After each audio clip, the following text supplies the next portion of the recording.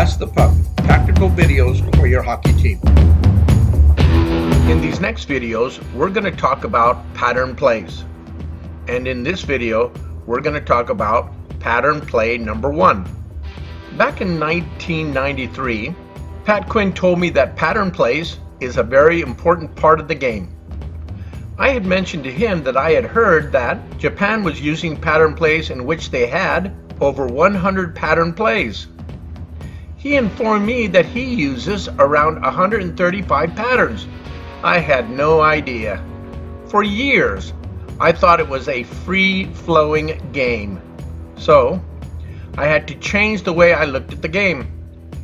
Here's what I found out. 1, these are not patterns that can be communicated from the bench.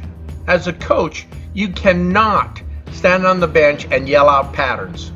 2, patterns should be free-flowing with certain restrictions. 3, patterns should first be determined by skating lanes.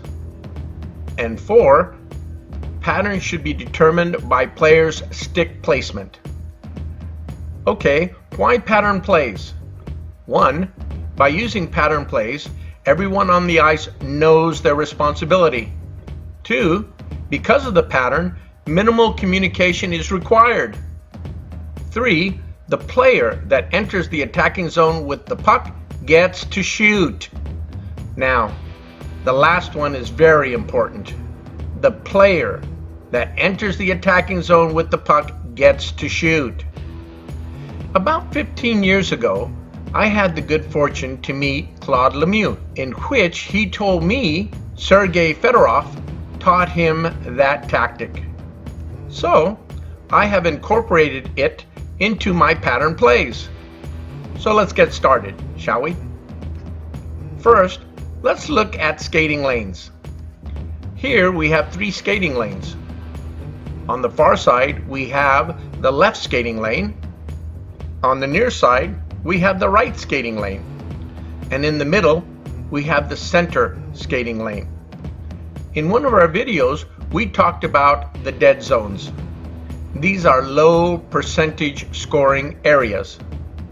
Now, if you shoot left, you enter on your off wing on the right side. So, let's talk about pattern play 1. Left winger, right side. 1. The very second it looks like the left winger is about to cross, the player closest to the puck carrier overloads towards the puck carrier before the puck carrier crosses. Why?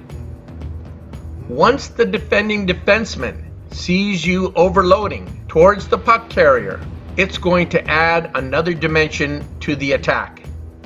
And depending on how close the defenseman is to the puck carrier, will determine if a drop pass is needed. In this case, let's say the defenseman is too close.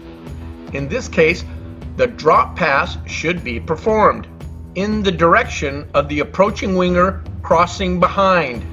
Notice that the puck is sent ahead of the approaching winger in the area where he will be skating into.